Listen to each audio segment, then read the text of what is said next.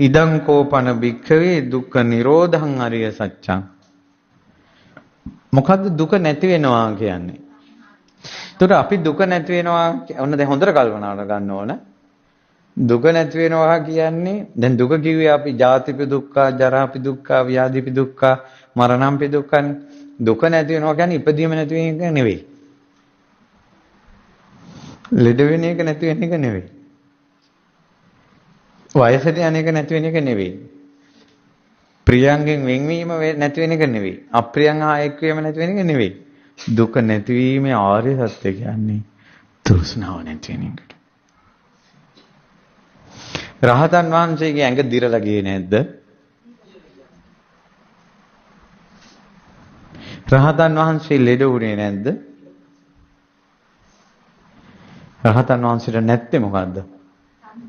තණ්හාව. ඒ නිසා රහතන් වහන්සේට දුක්ඛ සමුදය නැහැ. නිවන කියලා කියන්නේ නිවන් දැක්කා කියලා කියන්නේ ආසාව නැති වෙනවා. තණ්හක්ඛයෝ හි රාද නිබ්බාණං. තණ්හාව නැති කර ගන්නවා. අපි කියනවා මෙච්චර අපි බණ අහනවා අපිටමයි ලෙඩ. මෙච්චර පින් කරනවා අපිටමයි කරදර. එක පිට එක කරදර වෙනවා. ඇයි මේ දුක මෙච්චර පින් කළා නැති වෙන්නේ නැත්තේ කියලා.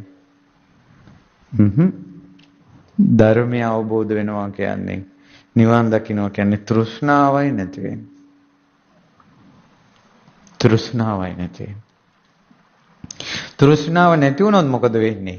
මේ පුනර්භවය ආයෙ දෙන්නේ නැහැ. මේ විඳවන ජීවිතය ආයෙ දෙන්නේ නැහැ. එයින් පොනෝ භවික නැහැ. මේ විඳවන ජීවිතේටම මිනිස්සු ආසයි. ඒක දෙන්නේ නැහැ තෘෂ්ණාව නැති වුණාට පස්සේ. ආයෙ උපතකට ආසාව දෙන්නේ නැහැ. ඒදන ආස්වාදෙන් අල්ලගන්නේ.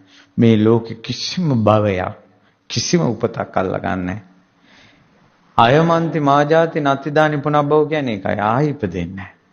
මෙතනින් ඉවරයි. ওই රහතන් වහන්සේලාට තියෙන ජීවිතය මේ මේක. දර දාලා ලිපක මුට්ටියක් රත් වෙවි තියෙන. හැම වෙලාවෙම රත් වෙවි තියෙන. ඒ මුට්ටිය ගින්දරෙන් අරන් ගින්දර නැති තැනක තිබ්බා. දැන් මුට්ටිය රත් වෙනවද? නැහැ. මෙතික් රත් වෙච්ච රස්නේ මුට්ටිය දිනවද නැද්ද? ආන්න ඒ වගේ. රහතන් වහන්සේට මේ දුක ආය හැදෙන්නේ නැහැ. නමුත් අර මුට්ටිය බිමින් තිබ්බට මෙතෙක් ආපු රස්නේ තිබ්බා. නිසා මේ ජීවිතේ ලැබිච්ච ඇඟ ලෙඩ වෙනවා. මේක නඩත්තු කරන්න වෙනවා ආහාර අරගෙන.